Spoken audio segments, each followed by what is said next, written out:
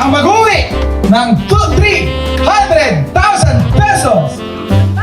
Walang iba kundi ang Tuna! Tuna! Luis! Tuna!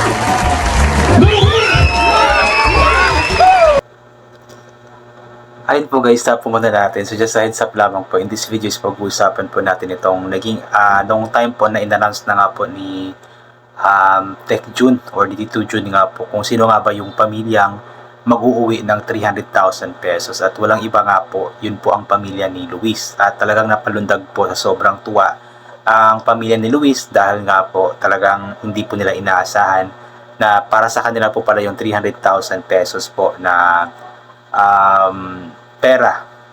Grabe yung regalo sa kanila ng ating Panginoon sa Pasko dahil nga po napakalaking pera po nitong 300,000 pesos at talagang tuloy na po ang pabahay sa kanila, yung pagbili ng lupa kasi may pera na nga po silang pambili ng lupa. I believe yung lupa na nakita ni nanay is nasa 300,000 din po yata yun, yung 156 square meter. Kaya talagang napakabuti ng Panginoon dahil nga po talagang bago natapos ang taon is nagkaroon nga po sila ng pera na ipambili nga po ng lupa para pagtayuan nga po nila ng kanilang sariling bahay. Although in this video po is hindi po natin nakita yung yung reaction ni Luis sa announcement nga po na para sa kanyang pamilya po yung 300,000 pesos, pero I'm sure naman na sobrang tuwa nga po ni Luis dahil nga po sa napakagandang regalo na ito para sa kanyang pamilya. So ito po ipagpatuloy po natin ang napakasaya po nitong announcement po nila.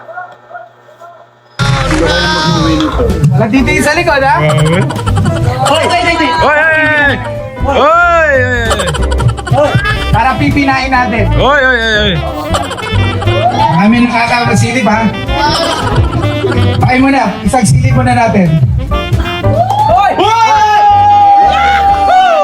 Ito na! Okay. Check natin kung makukuha sa sigaw. Okay. Sino kaya ang nakasulat dito? Okay. Kapag tinawag ko ang inyong pamilya. Pamilya! Okay? Pamilya. O grupo. Grupo! Okay? Kayo po ay sumigaw at pumalakpak at magtamling Kumiyaw na. dahil kayo ang napili, no? Na mag-uwi ng 300,000 pesos. Ito na! Ito na!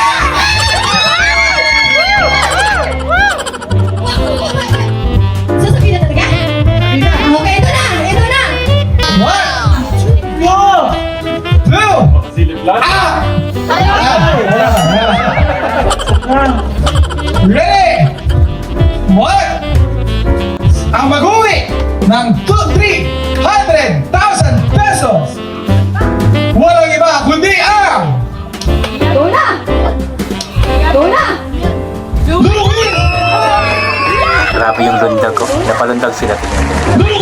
Oh, grabe. Sobrang saya po nila. Talagang kita-kita po sa lundag po nila, yung sigaw po nila na sobrang tuwa nga po talaga nila nanay at ng buong pamilya ni Luis dahil nga po sa kanila napunta nga po yung tumataginting na 300,000 pesos at talagang deserve naman po talaga nila ito. Okay. Congratulations, Luis family! Paldo. Okay, tatawagin ko na rin ang ating tatay. Okay. At ito na po, Luis family, come on, come on! Thank you po sa lahat ng families na nakisaya din dito. Ito po talaga ay, ito yung pinangako ng ating Tatay Ram sa ating Kuya Luis. At ngayong taon, ito ay kanya ng mabibigyan. Okay. At yun ay ang Tatay Ram, ibibigay ko na sa'yo. So, ako na lang magpapaliwanag. Okay? Ito pong last part natin. Pina-excite lang natin yung buong group. Pero ito po talaga ay para sa Luis family. Okay? Kaya kanina yung may nagsisigaw. Actually, expected na po yun kasi nung pumunta nga po si Tekram doon sa pamilya ni Luis at sa last part nga po, nasabi nga po niya na meron nga po talaga silang sorpresa para sa pamilya ni Luis sa gagawin nga po nila na Christmas party. At nung sinabi nga po nila na may makakatanggap nga po ng 300,000 pesos is talagang naisip ko na para sa pamilya ito ni Luis dahil nga po may pangako nga po si Tekram na bigyan sila ng lupa at pagkawaan ng bahay. So, yun, napakalaking tulong po ng 300,000 pesos para sa kanila para magkaroon po talaga sila ng totoo sariling bahay. Kaya alam ko kasi na nasa puso ni Tekram yun, kumbaga kahit nung nasa si Tekram nasa Cebu, kasi nga po nung na-vlog ni Tekram na mga first week na November, nabanggit nga po niya na by next week or bago matapos yung November is yun nga po, bibili na po nila yung lupa na nakita ni nanay. However nga po is biglaan nga po napunta sila Tekram sa Cebu dahil nga po sa bagyo at napaabot nga po ng tulong doon. Kaya yun, alam ko na habang nasa Cebu si Tekram, nasa puso po talaga niya yung kanyang pangako sa pamilya ni Luis. Kaya ito na nga po, bago natapos yung taon, talagang yung pangako ni Tekram is matutupad na nga po na mabilhan nga po sila ng lupa and siguro by next year ay sisimulan na nga po yung pagtayo ng bahay. Hati-hati na lang. Aray ko! Aray ko! Napansin po ninyo, nung binaba ko dito, no, yung bago ko binunag, puro Luis. Puro Luis pala. Para ho sigurado Luis, kasi yun po ay regalo ni Tatera. Para ho. Okay. So, Tatera, bakit ba yan ang regalo mo sa pamilya ni Luis? Naalala mo nung huling punta ko sa kanila bago tayo magpunta Cebu. Yes. Sabi ko, next week bibili na natin yung lupa. Wow. Pero ang problema, binagyo yung Cebu. Tama. Sabi ko, maintindihan naman nila namin. Kaya sabi ko, ano na lang, pagbalik na lang. Kaya pasensya na po kung medyo naantalanay. Ayan na!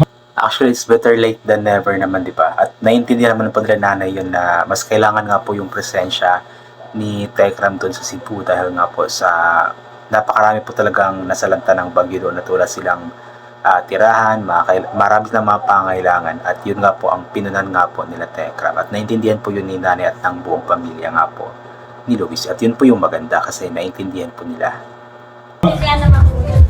Yung pong tinignan yung lupa, mabibili na po. Yun! Hindi man siya ganun kalaki ang mahalaga. Sabi nga, matatawag yung sarili niyong lupa. Kaya po, Kuya Luis? nasa si Kuya? Kuya, Merry Christmas, Happy New Year. I love you, Mama Tuki. Kapal na. Ano na? Sana oil. Ano masasabi siyempre natin, Kuya Luis? Ano, yung tatay, subukan mo na lang sa family kahit sila na sumusunod. Ano may papangako kaya? Magbumuti ako yung pagkakaroon ko rin. Ano mo. Yan, dalawa mo yung parang ano, buti pa lang.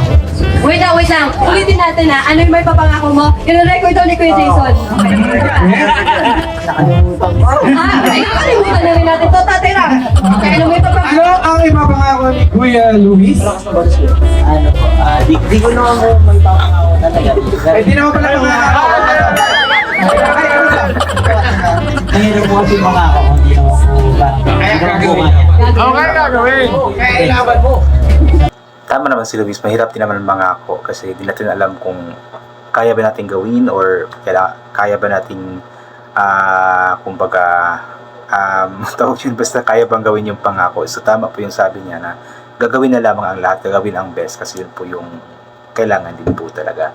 And also, sobrang saya po talaga ni Luis at maliban nga po dyan sa 300,000 na yan is yung family din po nila isa yung pamilya po nila sa nanalo nga po sa Tekram Physical Battle Challenge matawag doon kasi nagtay nga po sila sa pamilya ni Dandan, so nakatanggap sila Luis ng I believe mga 6.5 po yung sa challenge, then yung may mga sponsors pa, so more than 300,000 po yung natanggap nila Luis ng pamilya ni Luis sa araw po na iyan. Kaya talagang tuloy na po ang pabahay at lupa sa pamilya niya.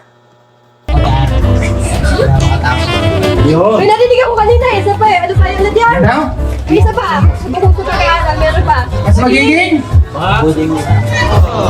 Mas mabuting anak daw. Ibig sabihin ng mabuting anak ay siya ay Ito lang. sumusunod at Gana. magalang at Na? Ayos. At mga na? Diyos at Na? Si? Pinay. Yun. Ayan. Okay, taganda mo Kuya Luis ang payo ng mga nanay, tatay, tito, tita. Lahat ng mga nagmamahal sa'yo ay para sa ikabubuti mo. Okay, wag mong ikakasama ng loob kung ikaw ay napagsasabihan dahil yan ay sa kapakanan mo rin naman. Okay, so yan ang regalo ni Tatay Ram sa inyong buong family. At siguradong masayang Pasko ng Bundok Family. Tama po ba?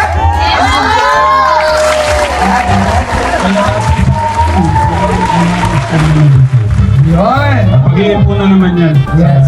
Susunod na tayo. Yan, okay. Palakpakan naman natin ang Luis family. Nanay, kayo po, ano po masasabi pala? Maraming salamat po, Tatay Ram. Tignan mo, naghihintay si nanay, no? Alright. Ayan. So yun nga po, talagang napakaswerte ng pamilya ni Luis dahil nga po may mga taong nagmamahal po sa kanila, especially po andyan si Tatay Tekram, ang buong Manalastas family na grabe po talaga yung suporta sa kanila, hindi lang para kay Luis kundi maging sa buong pamilya nga po ni Luis.